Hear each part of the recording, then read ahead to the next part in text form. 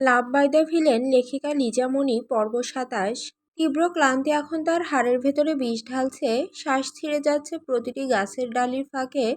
কখনো থেমে যেতে ইচ্ছে করছে, কখনো নিজের কান্নায় ডুবে মরতে চায়, কিন্তু অ্যানির চোখে এখনো জ্বলছে শেষ স্বাধীনতার এক বিন্দু স্পর্ধা। অ্যানির ভেতরে আর কিছু বাকি নেই, সব শক্তি ফুরিয়ে গেছে। পাগলের মতো, প্রাণীদের মতো, নীরব চিৎকারের মতো সেই জঙ্গলের ভেতরে হেঁটে বেড়াচ্ছে।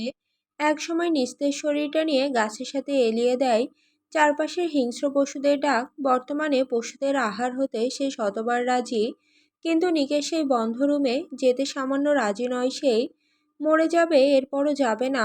লোকটা তাকে ছুঁয়েছে, তার সব থেকে বড় সম্পদ সতীত্ব কেড়ে নিয়েছে।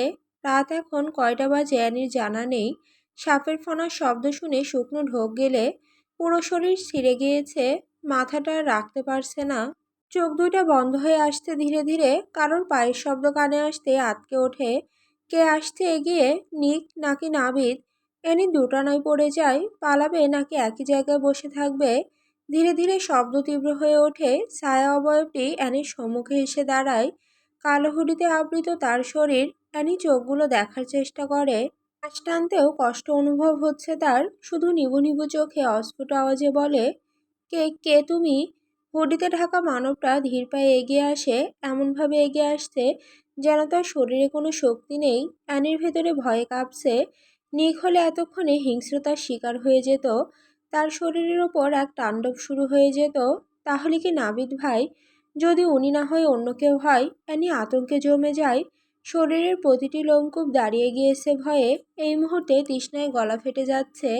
রাতের ঘন জঙ্গলে চারপাশে হিংস্র পশু পাখির ডাক, রাতে নিস্তব্ধতার গা ছমছমে পরিবেশ, সব মিলিয়ে এতক্ষণ অ্যানির এতটা ভয় লাগেনি। সেসব ভয়কে উপেক্ষা করে শুধু একটা ভয় ছিল, নিক যাতে ওকে খুঁজে না পায়। প্রচুর ভয় পায় সে তাকে। এতদিন যতটা সাহস দেখিয়ে সে থেকেছে, সবটাই বাহ্যিক রূপ। অভ্যন্তরীণভাবে অ্যানিনিককে একটা জানোয়ারের থেকেও বেশি ভয় পায়। লোকটা রেগে গেলে ঠিক কতটা হিংস্র হয়ে যায় সেটা মনে হতেই গা হিম হয়ে ওঠে। তাকে জ্বলন্ত কয়লার ওপর দিয়ে হাঁটিয়েছে, ছুরি দিয়ে বারবার রক্তাক্ত করেছে, বাথটাবে শ্বাসরোধ করে রেখেছে, ভাঙা কাঁচ দিয়ে রক্তাক্ত করেছে, চাবুক দিয়ে ক্ষতবিক্ষত করেছে, অন্ধকার একটা আলো বাতাসহীন রুমে ৩টা মাস বন্দি করে রেখেছে। এই ৩টা মাস দুনিয়া কেমন হয় সে ভুলে বসেছিল। এইসব ভাবতেই শরীর কাঁটা দিয়ে ওঠে, সে আর যেতে চায় না এমন নরকে। গলা ফেটে কান্না বেরিয়ে আসছে, শরীরে সামান্য শক্তিটুকুও নেই যে মানবতার থেকে সে পালিয়ে যাবে। পুরো শরীরে নিকের দেওয়া অজস্র ক্ষত, তার উপর আজ পালাতে গিয়ে আঘাত পেয়ে পুরো শরীরে রক্তাক্ত হয়ে আছে। পা দুইটা ব্যথায় টনটন করছে, পায়ের নিচ থেকে এখনো হয়তো রক্ত পড়ছে। চোখ ঝাপসা হয়ে আসছে, শুধু দেখতে পাচ্ছে ছায়া মানবটা তার সামনে হাঁটু ভেঙে শব্দ করে বসে পড়ে। অ্যানি চমকে ওঠে, লোকটা কাঁপা কাঁপা হাতে অ্যানির ময়লা রক্তাক্ত হাতটা স্পর্শ করে। সাথে সাথে ২ ফোঁটা চোখের জল অ্যানির হাতের ওপর গিয়ে পড়ে। অ্যানি খুশিতে আত্মহারা হয়ে যায়, বেঁচে থাকার শেষে আলোকে দেখতে পেয়ে ফুঁপিয়ে ওঠে। অস্ফুট আওয়াজে বলে, নাবিদ ভাই। লোকটা ভাঙা গলায় বলে, পাখি, আমার পাখি। অ্যানি আচমকা হাউমাউ করে কেঁদে ওঠে। একটা বাচ্চা অনেকক্ষণ ভয় চেপে রাখলে ঠিক যেমন ব্যবহার করে, অ্যানিও ঠিক তেমন হয়ে উঠেছে। এতদিন পর নিজের আপন মানুষকে দেখে যেন শান্তি ফিরে এসেছে। মরুভূমির ন্যায় তৃষ্ণার্ত বুকে বর্ষণ হয়েছে। ভয়ে নাবিদকে জড়িয়ে ধরে ফুঁপিয়ে ওঠে, নাবিদ ভাই তুমি এসেছো। তুমি আজ এই জঙ্গলে আসতে আমি ভয়কে উপেক্ষা করে এসেছি। জানো, এতক্ষণ মনে হচ্ছিল আমার কলিজাটাকেও কুড়াল দিয়ে কুপাচ্ছে। চারপাশে হিংস্র বনপশুর ডাক, তার থেকেও বড় ভয় ছিল নিক নামক পশুটার। চতুষ্পদী জানোয়াররা হয়তো আমাকে একবার গিলে খেয়ে ফেলবে, কিন্তু এই নিক নামক মানুষটা আমাকে তিলে তিলে গিলে খাচ্ছে। খুব ভয় করছিল। নাবিদানিকে ২ হাত দিয়ে জড়িয়ে ধরে, তবু যেন এক অদৃশ্য বাধা কাজ করছে। তার ছোট পাখিটা একজনের স্ত্রী, তাকে বুকে আগলে নেওয়াটা কি উচিত? নাবিদ নিজের চিন্তা ভাবনাকে নিজেই ধিক্কার জানায়। এইটা বিয়ে ছিল না, বিয়ে নামক শব্দ প্রয়োগ করে আটকে রেখেছিল, শারীরিক মানসিক টর্চার করেছিল। এটা বিয়ে হতেই পারে না। তাছাড়া অ্যানি নিককে ঘৃণা করে, 2 চোখে সহ্য করতে পারে না নিক জেব্রান নামক ব্যক্তিটাকে। তাহলে জড়িয়ে ধরতে বাধা আসবে কেন? আনাস্তেশিয়া, অ্যানি, আমার ভালোবাসা, মাত্র 7 বছর বয়স থেকে আমি ওকে আগলে রেখেছি। পর্যাপ্ত সময়ের অপেক্ষা করেছি। আমার জীবনের সবথেকে বড় কালো অধ্যায়কে পিছনে ফেলে এসেছি। তাকে ভালোবেসে অমানুষ নামক নরখাদক থেকে মানুষ হয়েছি। ধর্মহীন পিশাচ থেকে ইসলাম ধর্ম গ্রহণ করেছি। সব স্যাক্রিফাইস তো ছিল এই ছোট্ট মেয়েটার জন্য। তাকে আগলে রাখার জন্য সবকিছু বিসর্জন দিয়েছে সে। তাহলে আজ কেন সে অন্যের হবে? কেন সে অন্যের বউ হয়েছে? আর হলেই বা কি, এই বিয়েটা তো অর্থহীন।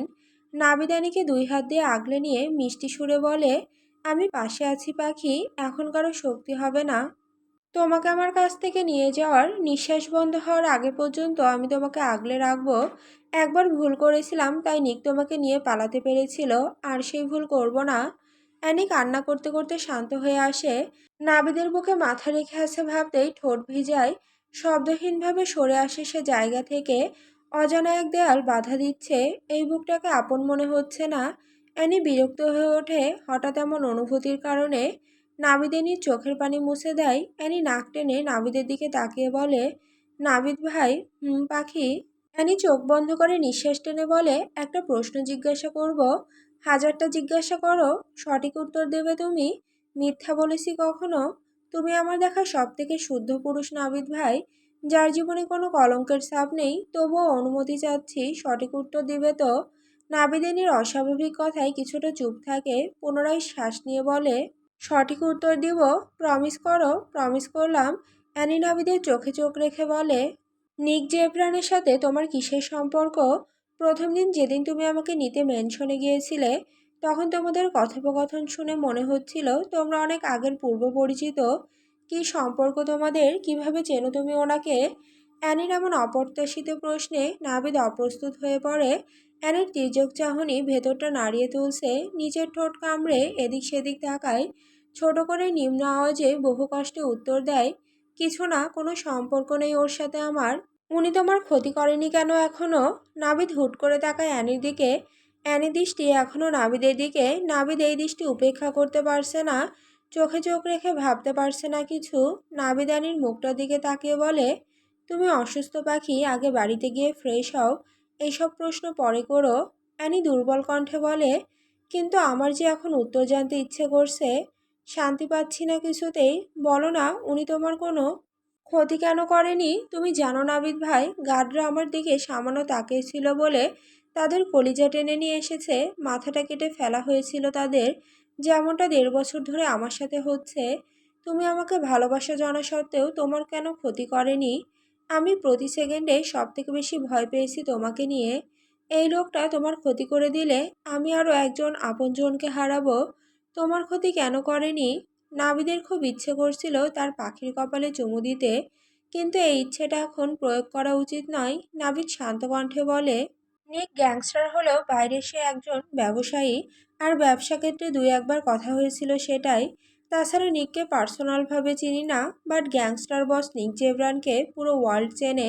সবাই যা জানে আমিও ঠিক ততটুকু জানি। এখন আমাকে কেন মারেনি কি করে বলবো?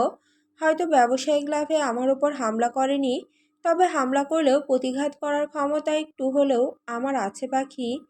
অ্যানি ভাবুক হয়ে কিছুক্ষণ পর বলে, 1.5 বছর ধরে আমার কাছে যেসব কাটা মাথা আর কলিজা আসতো, সব কিছু কি নিক জেব্রান পাঠাতো ভাইয়া? ওনার মারের স্টাইল ঠিক তেমন, যেমনভাবে এইগুলো ছিল, কোনোভাবে উনি নয়তো। নাবিদ ঠোঁট ভিজিয়ে বলে, হতে পারে। হতে পারে মানে, ওনার সাথে আমার সম্পর্ক 3 থেকে 4 মাস। 1.5 বছর ধরে এই বর্বরতা চলছে আমার সাথে। যতজন পুরুষ আমার দিকে তাকিয়েছে, ঠিক ততজন ব্যক্তির কাটা মাথা আর কলিজা আমার কাছে এসেছে। আরও অনেকে এসেছে যাদের আমি চিনি না। এই পর্যন্ত প্রায় 200-এরও বেশি কাটা মাথা আর কলিজা এসেছে। এই ঘটনা কিন্তু তুমি আর আমি ছাড়া কেউ জানে না।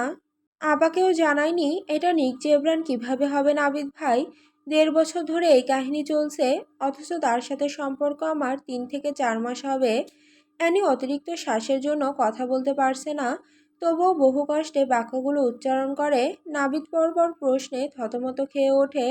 অ্যানির কপালে হাত দিয়ে বলে, এখন একটা প্রশ্নের উত্তরও আমি দিব না। আগে বাড়িতে গিয়ে মেডিসিন নিতে হবে, সুস্থ হবে, এরপর সব প্রশ্ন করো।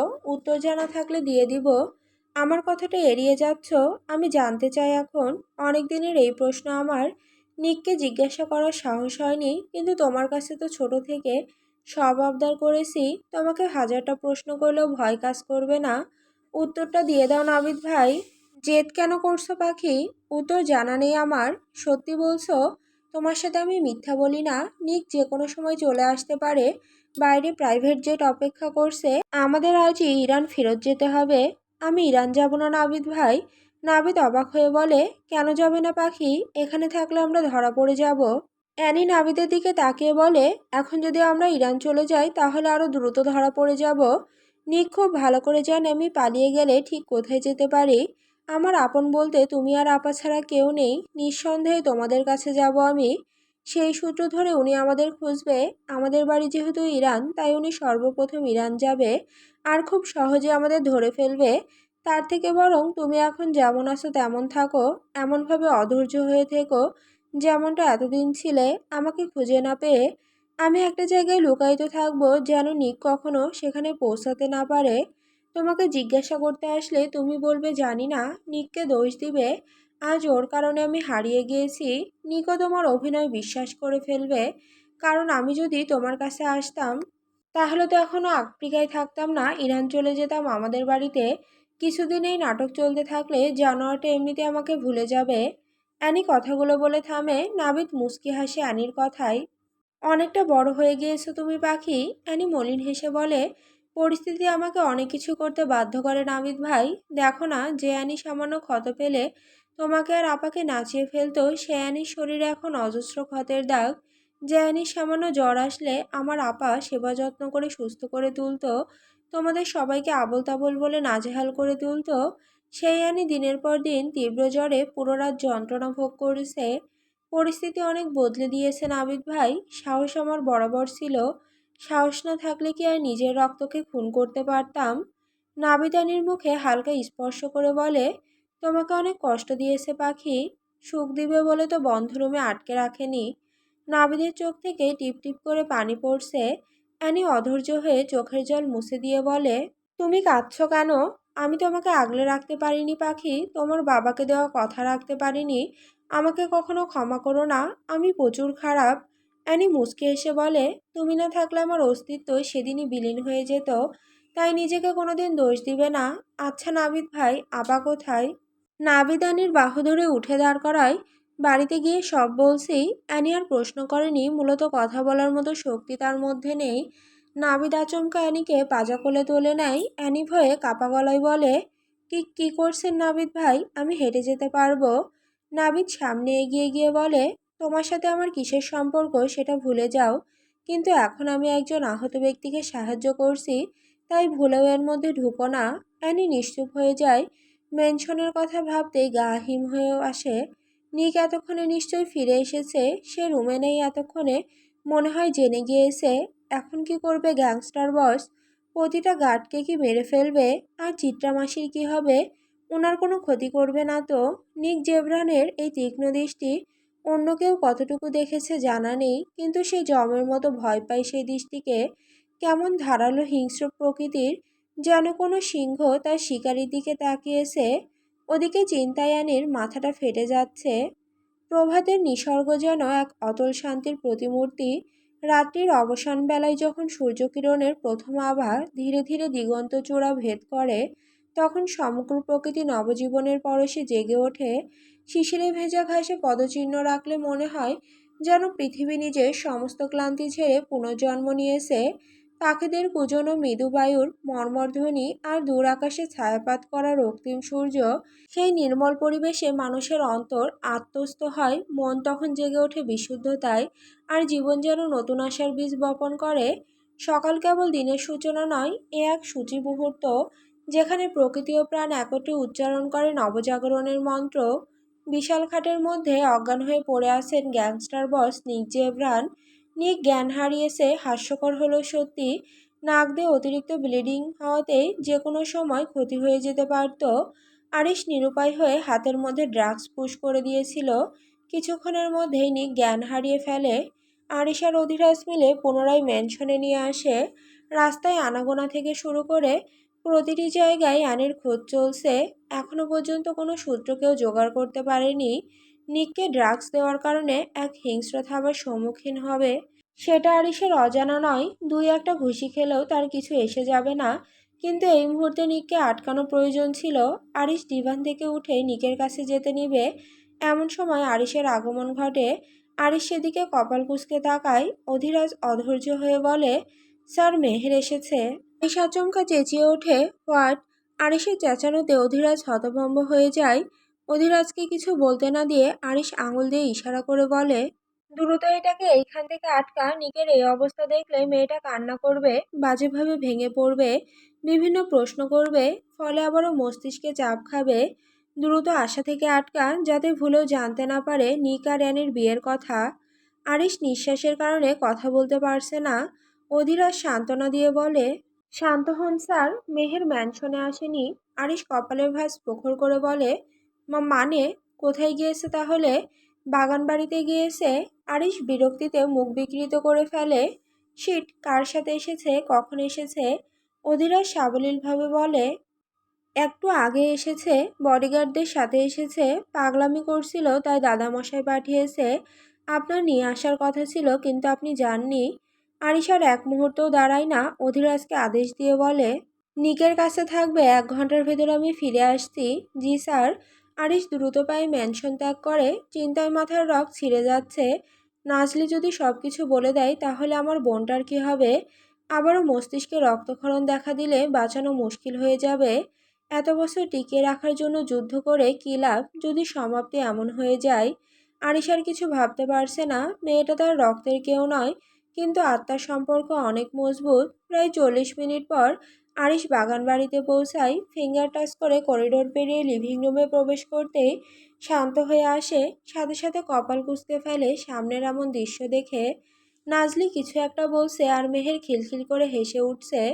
দুজনের হাতে ক্যান্ডেল। অজান্তেই আরিশ মুচকি হাসে। মুহূর্তেই নিজের অবস্থান বুঝতে পেরে গম্ভীর হয়ে পড়ে। কিছুটা রাগ নিয়ে এগিয়ে যায়। নাজলি আরিশকে দেখে হাসি থামিয়ে দেয়। মেহের চোরা চোখে তাকায় ভাইয়ের দিকে। আরিশ রাগ দেখিয়ে ধমক দিয়ে বলে, তুই এখানে কেন এসেছিস? মেহের ধমককে উপেক্ষা করে সহজ ভাষায় বলে, ইচ্ছে হয়েছে তাই এসেছি। আমি আমার ভাইয়ের বউকে দেখতে এসেছি। তুমি কেন রেগে যাচ্ছ ভাইয়া? তোমাকে তো আমি দেখতে আসিনি। আরিশ চোয়াল শক্ত করে বলে, যা শাট আপ মেহের, ভাইয়ের বউকে তোর। লিসেন, তোর ভাই কাউকে বউ হিসেবে নিয়ে আসেনি, প্রয়োজনে এনেছে ব্যাস। প্রয়োজন শেষ হলে টিস্যুর মতো ছুঁড়ে ফেলে দেওয়া হবে। তাই আগ বাড়িয়ে সম্পর্ক স্থাপন করার চেষ্টা ভুলেও করিস না। মেহের নাজলির দিকে তাকায়। মেহেরের তাকানো দেখে নাজলি মুচকি হাসে। মেহেরের প্রচুর খারাপ লাগলো আরিশের কথায়, কিন্তু সে তার ভাইকে প্রতিটি রক্তবিন্দুতে চেনে। একমাত্র তাকে আর নিককে ছাড়া হয়তো কাউকে ভালোবাসে না। জীবনে কখনো বাসবে কিনা সেটা নিয়েও সন্দেহ। জানা নেই কেন বিয়ে করেছে, এই রহস্য উন্মুক্ত করার ক্ষমতাও তার নেই। কিন্তু তবুও কেন জানি ভাইয়ের বউ হিসেবে নাজলিকে প্রচণ্ড আপন মনে হচ্ছে। তানভি আপুর পরেই প্রথম কারোর সাথে সে ফ্রেন্ডলি কথা বলতে পারছে। মেহের কিছুটা শক্ত হয়ে বলে, যে কারণেই করো না কেন ভাইয়া, কিন্তু বর্তমানে নাজলি আপু তোমার স্ত্রী, সেটা তো আর অস্বীকার করতে পারবে না। যাই হোক, এইসব ঘাটাঘাটি করা আমার কাজ নয়, কখনো ঢুকিনি এইসবে, তাই আজও ঢুকবো না। তবে আমার ইন্দ্রিয় শক্তি বলছে আরিশ একদিন নাজলির প্রেমে মারাত্মকভাবে পিছলে পড়বে। এমনভাবে পড়বে যাকে মরণব্যাধি ক্যান্সার নামক আসক্তি বলে। কান্না করবে, ছটফট করবে কাছে পাওয়ার জন্য। মিলিয়ে নিও ভবিষ্যতে তোমার বোনের কথা। আরিশ কপাল কুঁচকে রাগ দেখিয়ে বলে, থাপ্পড় খেতে ইচ্ছে করছে। মেহের চোখের পাতা ঝাপটায় বাঁকা হাসি দিয়ে বলে, মজা করছিলাম ভাইয়া, আর কখনো বলবো না। তোমার থাপ্পড় খেয়ে একজনকে অজ্ঞান হতে দেখেছি চোখের সামনে। এই থাপ্পড় খেলে আমি টিকবো না। আর আমি জানি তুমি আমাকে কখনো থাপ্পড় দিবেও না। আরিশ শান্ত গলায় বলে, প্রয়োজন হলে অবশ্যই দিব। শাসনের প্রয়োজন হলে করতে তো হবেই। মেহের গাল ফুলিয়ে বলে, যখন ছোট ছিলাম তখন শাসনের প্রয়োজন পড়েনি, আর বড় হয়ে গিয়েছি এখন শাসনের প্রয়োজন পড়বে। গাল ফুলাচ্ছিস কেন? কিছু করেছি আমি? শাসন করার কথা বলেছি, শাসন তো আর করিনি। আমি জানি আমার বোন কোনোদিনও সেই ভুল করবে না যাতে আমার শাসনের প্রয়োজন পড়বে। ভুল করব কিভাবে? বাড়ি থেকে বের হতে পারলে তো ভুল করব। কলেজে গেলেও চারপাশে মন্ত্রী সেনারা থাকে, মন মতো খেতেও পারি না এদের তাকানোর জন্য। আরিশ বোনের বাচ্চামো দেখে ঠোঁট কামড়ে হাসল। নাজলি প্রচুর অবাক হলো এদের দেখে। তারা নিজের আপনজনেদের সাথে ঠিক কতটা ভালো আর অন্যদের সাথে ঠিক ততটা নিষ্ঠুর। কথাটা ভাবতেই মুখ বাঁকায়। আরিশ এতক্ষণে নাজলিকে খেয়াল করে, মুখে গম্ভীরতা টেনে বলে, 2 কাপ কফি নিয়ে আসবে। নাজলি কপাল কুঁচকায়। 2 কাপ বলতে মেহের আর আরিশ দুজনের জন্য বুঝতে বাকি নেই। এখন যদি আরিশের জন্য বলা হতো কফি দেওয়ার কথা, তাহলে হয়তো নাজলি মুখের ওপর না করে দিত। কিন্তু মেহেরকে খুব ভালো লেগেছে তার। কত সুন্দর পুতুলের মতো মিষ্টি একটা মেয়ে। এই মেয়ে নাকি এই নেকড়ের বোন, ভাবতেও অবাক লাগে। ডিএনএর এত চেঞ্জ কেন? চেহারা, ব্যবহার সবকিছু ভিন্ন। নাজলি একটা বাক্য উচ্চারণ করেনি বিনা বাক্যে কিচেনের দিকে চলে যায়। নাজলির শান্ত ব্যবহারে আরিশ খুব অবাক হয়। মেহেরকে ইশারা দিয়ে বলে, তুই উপরে যা, আমি আসছি। আর আমার রুমে যাবি, অন্য কোথাও নয়। মেহের সম্মতি জানিয়ে সিঁড়ি দিয়ে উপরে উঠতে উঠতে বলল, নাজলি আপুকে নিয়ে এসো ভাইয়া। আরিশ কথাটা শুনে উপেক্ষা করে। মেহের চলে যেতে আরিশ কিচেনের দিকে যায়। নাজলি পাতিলে পানি নিয়ে বসাবে, এমন সময় আরিশের শক্ত হাতের থাবায় সম্মুখীন হয়। এক প্রকার ক্ষুব্ধতা নিয়ে নাজলিকে দেওয়ালের সাথে চেপে ধরে। আকস্মিক দেওয়ালের সাথে আঘাত পাওয়াতে মনে হচ্ছিল হাড় সব ভেঙে যাবে। ব্যথায় মুখ খিচে ফেলে। আরিশ 2 বাহু চেপে ধরে দাঁত পিষে বলে, এত ভালো ব্যবহার কেন করছো আমার বোনের সাথে? শত্রুর বোনকে এত কেয়ার? কি চলছে মাথার মধ্যে? কি করতে চাইছো? নাজলি প্রচুর বিরক্ত হয় এমন কথায়। রাগে শরীরটা কেঁপে ওঠে। ছোট থেকেই সে রাগ কন্ট্রোল করতে পারে না। তার উপর এমন অহেতুক আক্রমণে ইচ্ছে করছিল আরিশের গলাটা আলাদা করে ফেলতে। নাজলি শক্ত গলায় বলে, মাথার মধ্যে খুব সুন্দর একটা চিন্তা চলছে। ভাবছিলাম কফিতে বিষ মিশ্রণ করে দিব। আরিশের মস্তিষ্ক জ্বলে ওঠে। শক্ত করে নাজলির চিবুক চেপে ধরে গর্জে ওঠে, কুত্তার বাচ্চা, কলিজা টেনে নিয়ে আসবো আমার বোনের কিছু হলে। নাজলি আরিশের হাত ছাড়িয়ে বলে, অমানুষ কখনো মানুষের মর্যাদা বোঝে না, কিন্তু মানুষ ঠিকই মানুষের মর্যাদা বোঝে। আপনার হয়তো কারোর জন্য ভালোবাসা থাকতে না পারে, কিন্তু আমার যে থাকবে না তার কি মানে হয়? মেহেরকে দেখে যে কেউ ভালোবেসে ফেলবে, আর আমার কেয়ার করাটা কি খুব বেশি অপরাধ? শান্তিতে নিশ্চিন্তে থাকুন নিক জেব্রানের ডান ক্রিমিনাল লিডার আরিশ। আর যাই করি আপনার বোনের ক্ষতি করব না। আপনার সাথে আমার শত্রুতা, ওর সাথে নয়। বিষ আপনাকে খাওয়াতে ইচ্ছে করে 1000 বার, বাট ওকে নয়। আরিশ কপাল কুঁচকে তাকায়। নাজলি রাগটাকে কন্ট্রোল করতে পারে না। এভাবে চেপে ধরার কোনো মানে হয়? নেকড়ের মতো এসে আক্রমণ শুরু করে দেয়, যেন হাড়গুলো ভেঙে যাবে। নাজলি রাগটাকে নিয়ন্ত্রণ করেনি। আচমকা চোখ যায় পাশে থাকা চিলি সসের দিকে। আরিশের দিকে এক পলক তাকিয়ে ডান হাতে চুপি চুপি বোতলটা হাতে নেয়, সামান্য আঙুলের ওপর নেয়। আরিশ নাজলির হাতের দিকে তাকিয়ে কিছু বলতে যাবে, তার আগে মুখের ভেতরে ঢুকিয়ে দেয়। আরিশ কিছু অনুমান করার আগেই চোখ বন্ধ করে ফেলে। ঝালে পুরো মুখ ঝলসে যাচ্ছে। অতিমাত্রায় ঝালে আরিশের মুখমণ্ডলে দহনরেখা ফুটে উঠেছে এমন ভাব, কপালে ঘামবিন্দুগুলি অগ্নিকন্যার ন্যায় টলমল করছে। চোখের পাতা কাঁপছে জ্বলন্ত লাল মরিচের পরশে। জিহ্বায় আগুনের উত্তাপ এক প্রকার, গলায় যেন অগ্নিপিণ্ড গলে নামছে। বুকের ভেতর থেকে এক অদ্ভুত অস্থিরতা তার স্নায়ুতন্ত্রে ছড়িয়ে পড়েছে। সামান্য ঝালও সে খেতে পারে না, সেখানে চিলি সস তো স্বপ্নেও ভাবতে পারে না। নিজেকে সামলাতে ব্যর্থ হয়ে কাঁপছে অনিয়ন্ত্রিত তাপে। নাজলির মুখে দুষ্টু হাসি দেখে আরিশের ক্রোধ আরও প্রজ্বলিত হয়ে ওঠে। আরিশ ঠোঁট কামড়ে ধরে তাকালো নাজলির দিকে। ঝাল মিশ্রিত দহন এখনো আরিশের রক্তে বেগবান স্রোতের মতো ছুটছে। দৃষ্টিতে অগ্নিচূর্ণের মতো দীপ্তি। নাজলির মুখের দিকে তাকাতেই তার চোয়াল শক্ত হয়ে উঠল। চোখের গভীরে জ্বলে উঠল অনল রেখা। অবদমিত আবেগের বিস্ফোরণে সে এক ঝটকায় নাজলির কবজি চেপে ধরল। নাজলির শরীরে থাকা ওড়নাটা এক ঝটকায় টেনে নিয়ে মেঝেতে ছুঁড়ে ফেলে দেয়। শক্ত হাতে কোমরটা চেপে ধরে ঠোঁটে ঠোঁট মিলিয়ে দেয়। তার ঠোঁটের ওপর নিজের জ্বলন্ত ক্রোধ নিবিষ্ট করল। সেই স্পর্শে প্রেম ছিল না, এই স্পর্শে ছিল প্রতিহিংসার দহন আর আধিপত্যের দাবানল। ঠোঁট দুটি যেন যুদ্ধক্ষেত্র, একদিকে পুরুষের উগ্রতা, অন্যদিকে নারীর আতঙ্কিত নীরবতা। নাজলি তীব্র ব্যথায় ছটফট শুরু করে। আরিশ আরও শক্তভাবে চেপে ধরে। আরিশ কোনো শব্দ উচ্চারণ করে না, কিন্তু তার নিঃশ্বাসের উত্তাপই ছিল হুমকির সমান। নাজলির চোখে এখন বিস্ময় ও ভয় মিশ্রিত তীব্র স্পন্দন।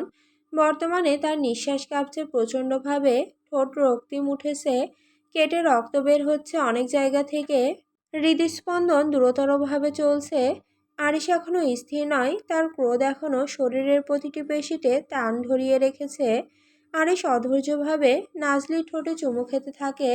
আরিশের সাথে পেরে না উঠে নাজলি দেওয়ালকে আঁকড়ে ধরে। আরিশ ঠোঁট ছেড়ে দিয়ে গলায় শক্ত করে কামড় খায়। নাজলি শব্দ করে আর্তনাদ করে ওঠে। আরিশ ঘন শ্বাস নিয়ে তীক্ষ্ণ দৃষ্টিতে নাজলির দিকে তাকিয়ে বলে, আমার আগুনে খেলতে এসেছো, এখন জেনে নাও সেই আগুনে কেমন দাহ হয়। নাজলি কথা বলার মতো অবস্থাতে নেই, ঠোঁটের এমন অজস্র ব্যথায় চোখ মুখ খিচে ফেলে। ওপর থেকে মধুর বয়াম বের করে যতটুকু সম্ভব খেয়ে নেয়। ব্যথা সহ্য করতে না পেরে হাঁটু ভেঙে বসে পড়ে। ঠোঁটে স্পর্শ করে কান্না করে ওঠে। ব্যথায় ঠোঁট নাড়াতে পারছে না। এতক্ষণ মনে হচ্ছিল কেউ এসে ঠোঁট দুইটাকে কাটাছিড়া করছিল। এতটা উন্মাদ একটা মানুষ কিভাবে হয়? নাজলি রেখে শক্ত গলায় বলে, আমাকে কি শেয়াল ভেবে নিয়েছিলেন? রাক্ষসের মতো এমন অদ্ভুত আচরণ কেন করলেন, সাইকো? আরিশের পুরো মুখ লাল হয়ে আসে, অধরে বাঁকা হাসি ফুটিয়ে বলে, সামান্য চুমুতে এই হাল, বেশি তিরিং বিরিং করলে সোজা বেডে ট্রান্সফার করব, বেডে গেলে মরে টরেও যেতে পারো। নাজলি অবাক হয় এমন কথায়, তীব্রভাবে উঠে দাঁড়ায়, এরপর হালকা হেসে বলে, এইবার ভাবেন চাঁদ মামায় ঠিক কত ভোল্টের কারেন্ট আছে বলেন তো। আমাকে কিছু দিয়ে সাহায্য করুন, দেখি বাজারে বিক্রি করতে পারি কি না। আমি কিন্তু একজন সায়েন্টিস্ট, এখনো হয়নি, তবে পড়াশুনো চলছে। তার আগেই চেপে ধরে বন্দি করে ফেললেন। অনেক সময় হসপিটালে দেখতাম দম্পতিরা এসে কান্নাকাটি করতো, আমাকে কিছু মেডিসিন দিন স্যার, আমার চাঁদ মামায় কারেন্ট নেই, ফলে স্ত্রী আমাকে ডিভোর্স দিয়ে চলে যাচ্ছে। আপনি আমাকে কিছু দিয়ে সাহায্য করুন, আমি ওদেরকে দিয়ে সাহায্য করব। আরই শতভম্ব হয়ে যায় নাজলির কথায়, কপালে ভাঁজ ফেলে চোখ ছোট ছোট করে ফেলে। কপট রাগ দেখিয়ে বলে, ফাক। আর বলতে পারেনি নাজলি কথাটা সম্পূর্ণ করতে না দিয়ে বলে, কিছু কারেন্ট ভিক্ষা দিলে দেন, না হলে দেওয়ার প্রয়োজন নেই, তবুও সুশীল ইংলিশ গালি দিয়েন না, বুঝতে কষ্ট হয়। আরিশ চোখ বন্ধ করে নিজেকে নিয়ন্ত্রণ করে, তীব্র ক্ষোভে কিচেন রুম থেকে প্রস্থান করে। আরিশের নাজেহাল অবস্থা দেখে নাজলি উচ্চস্বরে বলে ওঠে, মন দেওয়া নেওয়া সমাজ মানা চ্যাংড়া বন্ধু কেন বোঝে না, শুধু ধরে পীড়িতের বায়না। আরিশ হয়তো গানটা শোনেনি, না হলে এমন অদ্ভুত গানের জন্য আবারও নাজলিকে হেনস্থার শিকার হতে হতো। নাজলি গম্ভীর হয়ে ওঠে, অ্যানির কথা আজ ভীষণ মনে পড়ছে। কতদিন হলো বোনটাকে চোখ দিয়ে দেখে না, হাত দিয়ে আদর করে দিতে পারে না। প্রতিটি নরপশুর বিচার হোক। নাজলি ঠোঁটে আঙুল দিয়ে স্পর্শ করেই চোখ খিচে ফেলে। বিড়বিড় করে ওঠে, খেয়েই তো নিয়েছিস, এতটুকু করে আর বাকি রেখেছিস কেন? সবটা ঠোঁটই খেয়ে নিতি, শালা সাইকো। পারদে পারদে উত্তেজনা। আরিশ রাগ কমানোর জন্য আধা ঘন্টা ব্যয় করে লম্বা শাওয়ার নিয়ে বেরিয়ে আসে। রুমে ঢুকে বিছানার ওপর চোখ যায়। মেহের এক হাতে কফি, অন্য হাতে মোবাইল টিপছে। কফি দেখে বুঝতে পারে নাজলি দিয়ে গিয়েছে। একবার ভেবেছে কফিটা ফেলে দিবে, আবার কিছু একটা ভেবে ডান হাতের সাহায্যে নিজের কাপটা তুলে নেয়। আরিশ মেহেরের কাছে গিয়ে বসে বলে, পড়াশোনার কী অবস্থা তোর? তানভি ভালোভাবে পড়াচ্ছে? মেহের হাসি দিয়ে বলে,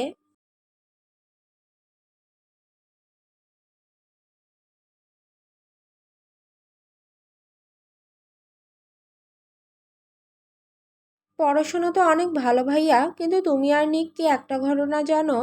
কি ঘটনা? ঘটনা তো একটা ঘটে গিয়েছে ভাইয়া। কি ঘটেছে সেটা তো বলবি।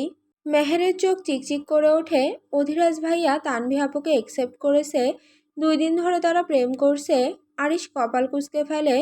অধিরাজকে পরে দেখে নিব, তুই কিভাবে জানলি? তানভি আপু বলেছে। আচ্ছা। মেহের মন খারাপ করে বলে, সবার ভালোবাসা পূর্ণতা পাচ্ছে, আমার ভালোবাসা কবে পূর্ণতা পাবে সেটা উপরওয়ালা জানে। নিক কবে আমার হবে? আরিশ গম্ভীর হয়ে বলে, তোর মতো নিষ্পাপ ফুল তিমিরে ঢাকা মানবকে ভালোবাসতে কেন গেলি? নিক অনেক ভয়ানক মেহের, ভুলে যা ওকে। নিককে ভুলে যাবে কথাটা ভাবতে গেলেও যেন শ্বাস বন্ধ হয়ে আসছে। মনে হচ্ছে কেউ কলিজায় ক্ষতবিক্ষত করে দিচ্ছে। কান্না মিশ্রিত গলায় বলে, আবারও বলছি, কাফনের কাপড়ের ব্যবস্থা করে রেখো, খাটিয়া বহন করার মতো শক্তি ধরে রেখো ভাইয়া। হয় তাকে আপন করব, নচেত মৃত্যুকে আলিঙ্গন করব।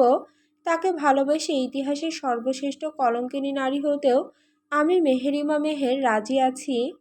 আরিশ 2 হাত দিয়ে বোনকে আগলে নেয়, বক্ষের মধ্যে চেপে ধরে বলে, মৃত্যুকে আলিঙ্গন করলে আমাকে ভাই ডেকেছিস কেন? আমাকে অশুভ কথা বলো না ভাইয়া। আমি নিককে প্রচণ্ড ভালোবাসি। অপরাধ করিনি, সামান্য ভালোবেসেছি। পূর্ণতা কেন পাবো না আমি? আরিশ সব কথাকে উপেক্ষা করে বলে, শরীরের অবস্থা কেমন এখন? মাথা ব্যথা করে এখনো? মেহের বিরক্তি নিয়ে বলে, প্রতি সপ্তাহে ডক্টর আঙ্কেল ট্রিটমেন্ট করে যায়, আর এতগুলো মেডিসিন দিয়ে যায়। মেডিসিন খেতে আর ভালো লাগে না। সুস্থ হয়ে গেলে আর খেতে হবে না। একা কোথাও যাস না। আমি এখন নিকের কাছে যাব, রাতে এসে বাড়িতে পৌঁছে দিয়ে আসব। মেহের উল্লাস কণ্ঠে বলে, আমিও নিককে দেখতে যাব ভাইয়া, অনেকদিন হলো দেখি না। আরিশ ঠোঁট ভিজিয়ে আমতা আমতা করে বলে, বাহিরে যাব, অন্যদিন যাস। মেহের মন খারাপ করে সম্মতি জানায়। আরিশ বেরিয়ে যায় রুম থেকে। সেডেটিভ হ্যাবিচুয়াল ড্রাগ বেশি মাত্রায় দেওয়ার ফলে নিকের জ্ঞান ফেরে প্রায় 12 ঘন্টা পর। এর আগেও অনেকবার ড্রাগ গ্রহণ করেছে সে, এখনও করে, তাই এতটা প্রভাব ফেলতে পারেনি। চোখ খুলে নিজেকে রুমে আবিষ্কার করে কপাল কুঁচকে ফেলে। মাথা ব্যথার কারণে কিছু বিশ্রী গালি প্রয়োগ করে। অ্যানি বাড়িতে নেই, পালিয়েছে মনে হতেই শরীরে আগুন জ্বলে ওঠে। চোখ বন্ধ করে ঘন ঘন নিঃশ্বাস টেনে চুল খামচে ধরে। পুরোটা দিন পেরিয়ে যাচ্ছে, কোনো খবর পাওয়া যায়নি। বেয়াদব মেয়েটা কার সাথে শান্তির নিঃশ্বাস ফেলছে। নিক তীব্র ক্ষোভে বিছানা থেকে উঠে দাঁড়ায়। সব রাগ গিয়ে পড়ে ওর উপর। তখন ড্রাগস পুশ না করলে সে এতক্ষণে খুঁজে মাটির নিচে পুঁতে ফেলতো। তোর ব্যবস্থা তো আমি পরে করছি, আগে এই মেয়েকে প্রয়োজন আমার। নিক দরজার সামনে আসতেই অধিরাজ বাধা দিয়ে বলে, বস, আপনি অনেক উইক, এখন রেস্টের প্রয়োজন। ম্যাডামকে আমরা খুঁজছি। অসময়ে অধিরাজের এমন কথায় নিক নিজেকে সামলাতে পারে না। গলা চেপে ধরে ধাক্কা দিয়ে সরিয়ে বলে, সর সামনে থেকে, এতক্ষণ খোঁজার নামে আমার বাল ফেলেছিস। রিডিকুলাস। অধিরাজ চেয়েও আর আটকাতে পারেনি নিককে। গ্যাংস্টার বস নিক জেভরানকে আটকানোর ক্ষমতা কারণ নেই। নিঃশব্দ রাতের অন্তরালে নির্জন রাস্তা যেন এক অন্ধকারের সেতু হয়ে উঠেছিল। কেবল চাঁদের হালকা সোনালি আলো পথের কাঁদুনি পাথরে ছায়ার রূপ ধারণ করেছে। প্রতিটি পদক্ষেপে বাতাসের ক্ষীণ শুকরা যেন ঘ্রাণস্বরূপ ভয় প্রদীপ জ্বালাচ্ছে। রাস্তার দুই ধারে গাছগুলো উঁচু চিহ্নিত অন্ধকারে দাঁড়িয়ে আছে। তাদের পাতার ফিসফিসানি প্রতিটি কদমে মনে করিয়ে দিচ্ছে কেউ অদৃশ্য চোখ দিয়ে পর্যবেক্ষণ করছে। প্রতিটি পা রাখা যেন এক অজানা বিপদের দ্বারপ্রাপ্ত স্পর্শ করছে। রাত্রির নিস্তব্ধতা যেন চারপাশকে নিঃশব্দ অগ্নিকুণ্ডে পরিণত করেছে। চিত্রামাসি ঝলমলে আলোয় নিজের পথ চলা চালিয়ে যাচ্ছে। বাড়ি থেকে খবর এসেছে তার বাড়ির পাশেই ইন্দ্রলাল মারা গিয়েছে। সকালে তার শেষ কার্য করা হবে। প্রতিটি কদমে মনে হচ্ছিল কেউ পেছন পেছন আসছে। প্রতিটি ধাপ যেন ভেসে যাচ্ছিল এক অদৃশ্য শূন্যের মধ্যে। পেছনের ছায়া আছে, তবে দেখতে পাচ্ছে না। তার অন্তরাত্মায় ভয়ানক শঙ্কার বীজ রোপণ করেছিল। প্রতিটি কদমে মনে হচ্ছিল কেউ আছে, কেউ পর্যবেক্ষণ করছে নিখুঁতভাবে। বাতাসের ক্ষীণ শোকরা কানে ভেসে আসছে যেন চিৎকারের আভাস। কিন্তু এখানে বাস্তবতা চুপচাপ। চিত্রা বারবার ঘুরে তাকায়, কিন্তু অন্ধকারে কেবল কুলপনির ছায়া ছাড়া কিছুই নেই। এতক্ষণে তার মনে ভয় ঢোকে, শরীর কাঁপছে বাজেভাবে। অস্থিরতা স্পন্দিত হচ্ছে প্রতিটি স্নায়ুতে। মনের ভুবন চিন্তা করছে, এ কি কল্পনা নাকি বাস্তবতা? অবচেতন মনে প্রতিটি ছায়াকে প্রাণহীনভাবে দেখতে পাচ্ছে। পায়ের আওয়াজ যেন রীতিমতো প্রতিধ্বনিত হচ্ছে। প্রতিটি প্রতিধ্বনি তার হৃদয় স্পন্দনকে আরও দ্রুততর করছে। ছায়ার অবস্থান হঠাৎ বদলায়, একবার মাথার ওপরে, আরেকবার পায়ের কাছে, তারপর আবার দূরে দেখা যায়। চিত্রার দৃষ্টি ছায়ার প্রতি কেন্দ্রীভূত হয়ে আছে, তবুও বুঝতে পারছে না এটি মানব না অমানব। নিঃশব্দ রাতের মধ্যে কেবল তার নিঃশ্বাসের শব্দ ভেসে আসছে। চিত্রা ভয়ে শুকনো ঢোক গিলে পায়ের গতিতে দ্রুত চালাতে থাকে। হুট করেই সে থেমে যায়। সামনে বিশালদেহী একটা কালো হুডি পরা লোক। চিত্রার চোখ মুখ আতঙ্কে লাল হয়ে যায়। ভয়ে হিন্দু শাস্ত্র অনুযায়ী রাম রাম উচ্চারণ করতে থাকে। ছায়া মানবটা ধীরে ধীরে এগিয়ে আসতে থাকে। চিত্রার কণ্ঠস্বর আটকে যায়, গলা দিয়ে আর কোনো শব্দ বের হচ্ছে না ভয়ে। নিষিদ্ধ অন্ধকারের মাঝে রাস্তাটি নিস্তব্ধ হয়ে আছে। চিত্রা সাহায্যের জন্য হাত বাড়াচ্ছে। কে এই অবয়ব?